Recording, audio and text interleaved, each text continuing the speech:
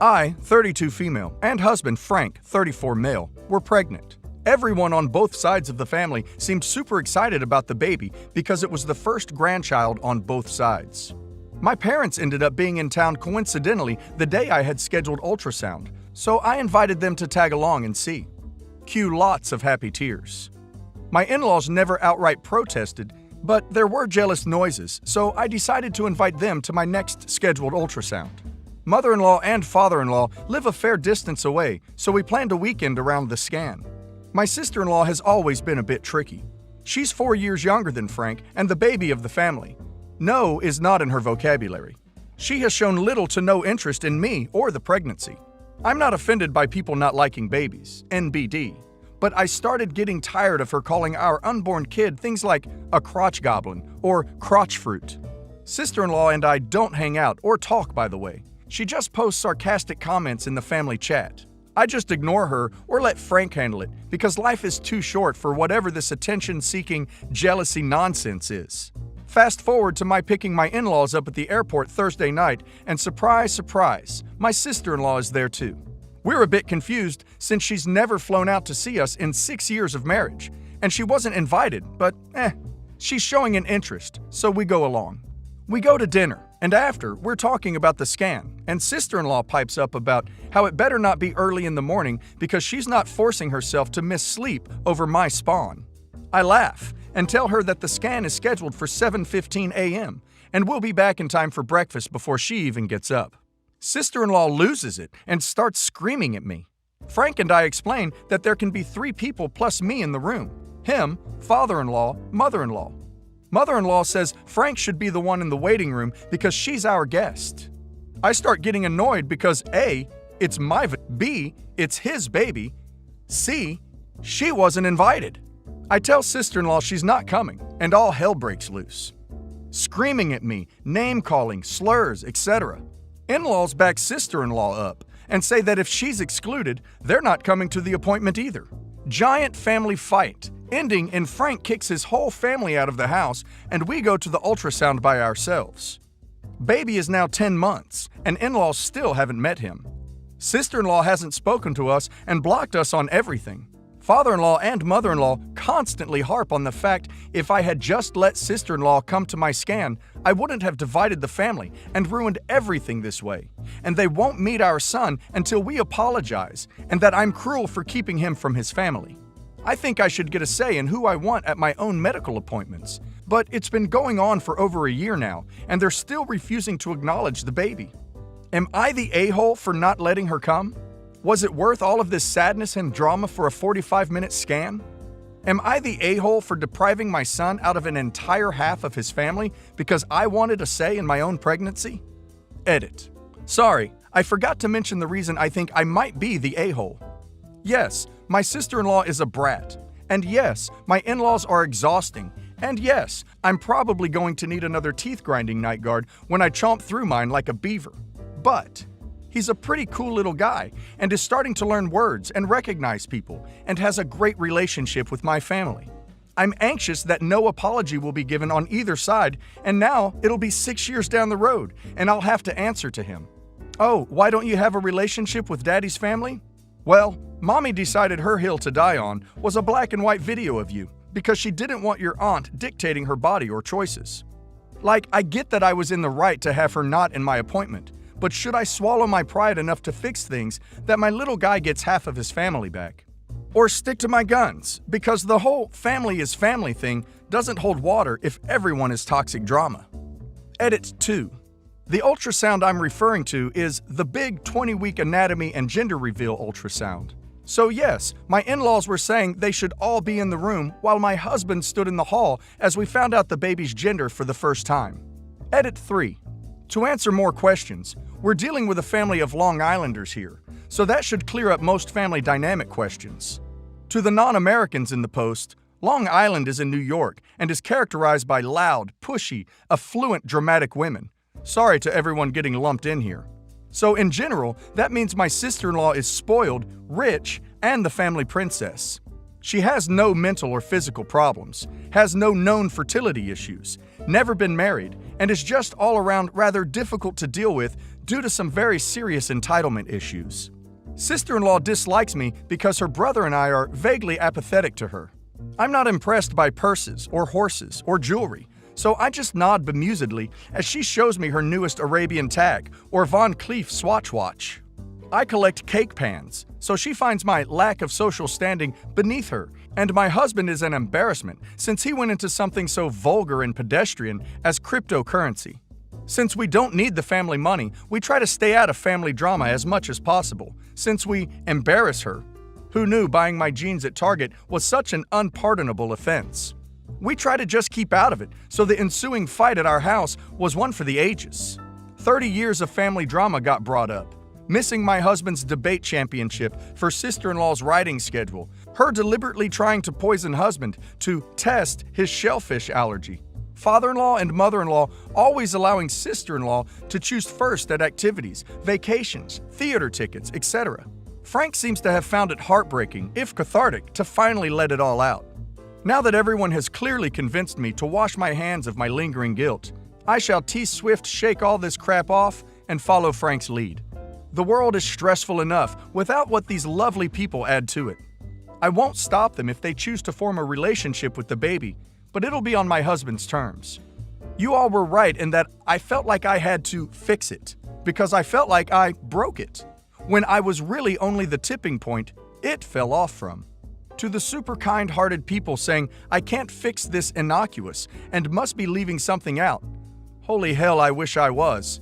This would be far more palatable for me if I could pinpoint doing something that I could be like, that tracks, I guess I deserved that. I wish I was more interesting or dramatic, but I am incredibly boring. I'm basically Anne from Arrested Development, personality-wise. White, boring-ass toast. I'm going to go put this baby to bed, drink a big old glass of red wine, and listen to Don't Rock the Boat because of all the wonderful tipsy boat analogies. Thanks again, everyone. Cheers from my little family to yours. I don't think OP is an idiot. I also think she sounds like a very nice person. I will never understand why sister-in-law is so upset at not being at the ultrasound in the first place. It sounds like she really looks at OP with disdain and seems to really not like or want children. I can't get my head around why she would ever want to be there. This mentality of, I hate you and everything you stand for, but God help you if you don't invite me to something highly personal and special to you. Also, if mother-in-law and sister-in-law were trying to dictate OP's medical appointment, just imagine how they would try to dictate how OP should raise her child. I think OP should be grateful for the peace, quiet, and space she is having now. She owes no one an apology. A little over 2 years ago, I won a raffle at my job for an all-expense-paid family vacation. It wasn't some super fancy prize to Disneyland or anything crazy like that. It was just a nice 3-day stay at this little beach house inn place. It was for 4 people, and I asked around and found out the package deal cost just under $400.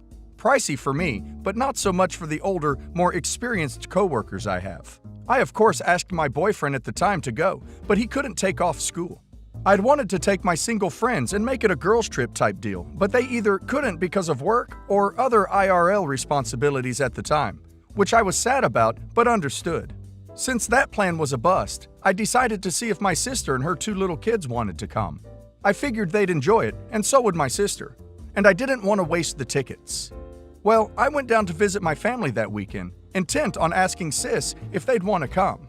But the longer I was there, the more I hated the idea. By the time I was packing up to go home, I knew I wasn't inviting them. I love my niece and nephew, but they were super bratty back then.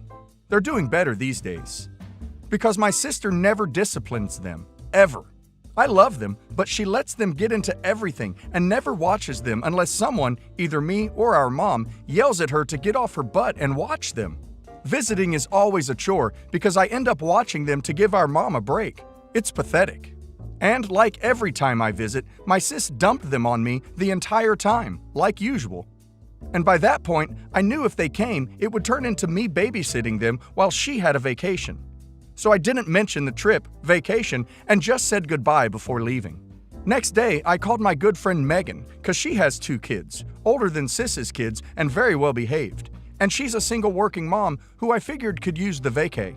I asked if she would be free for XYZ days, and she was like, yeah, so I offered to invite her along with me on this vacation. If she would pay for the gas to get us all to and from there, while I would pay for the food for us to and from there, and she happily agreed.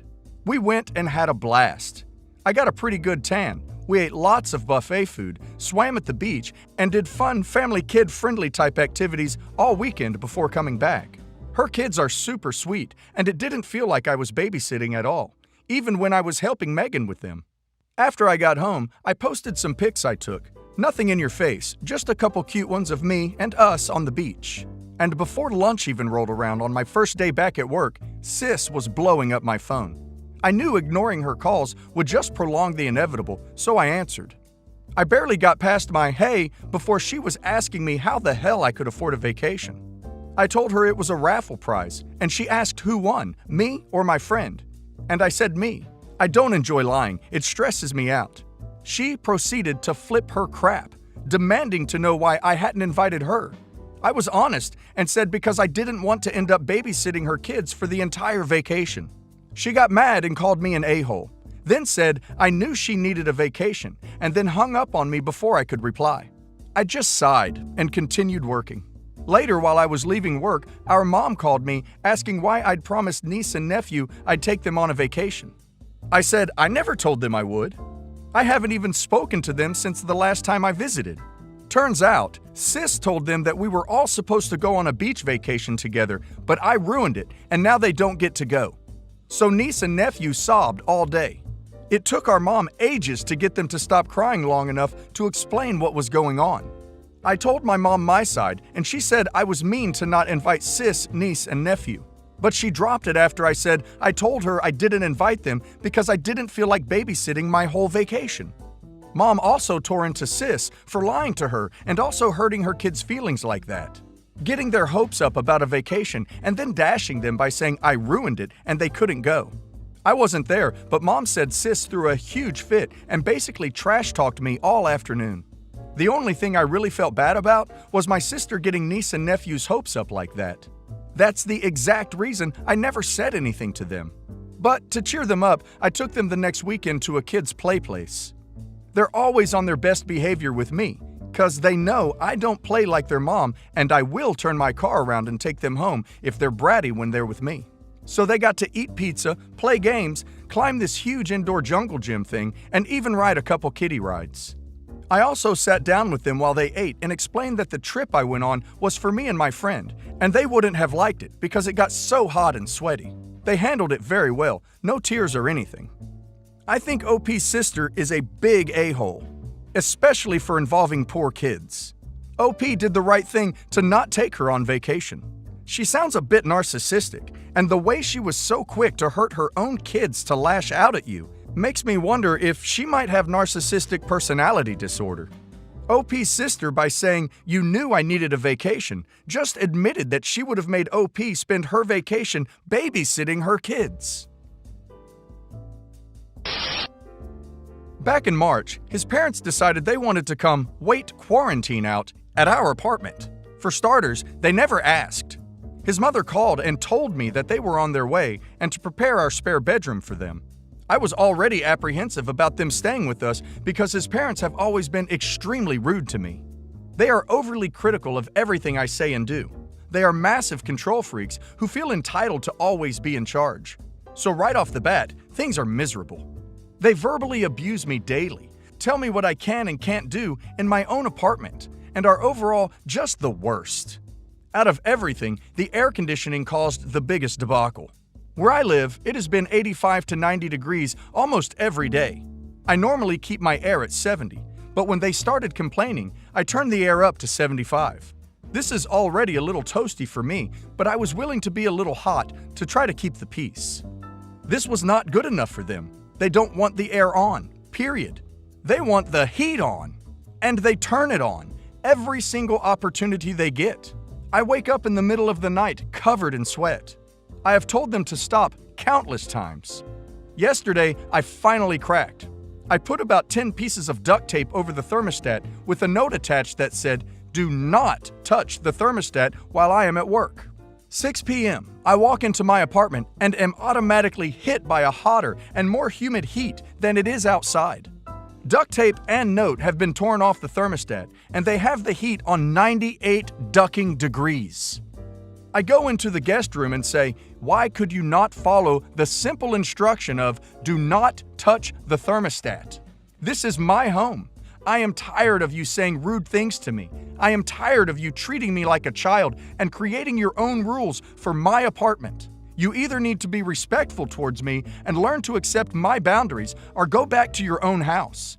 His mother said, and I disdainfully quote, "You have no right to barge in here without knocking.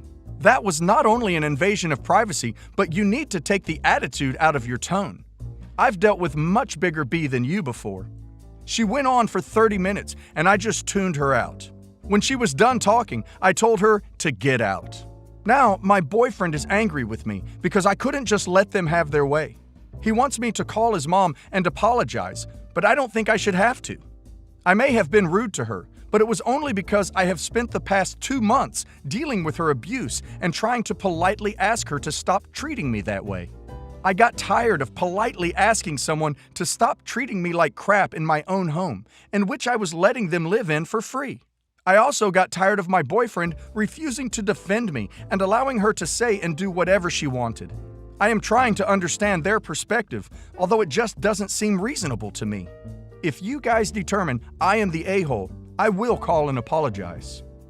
I don't think OP needs to apologize to anybody. I really think OP should think about what she is doing with her boyfriend. And is it worth having a relationship with him? I'm sure it will only get worse in the future when it comes to his parents.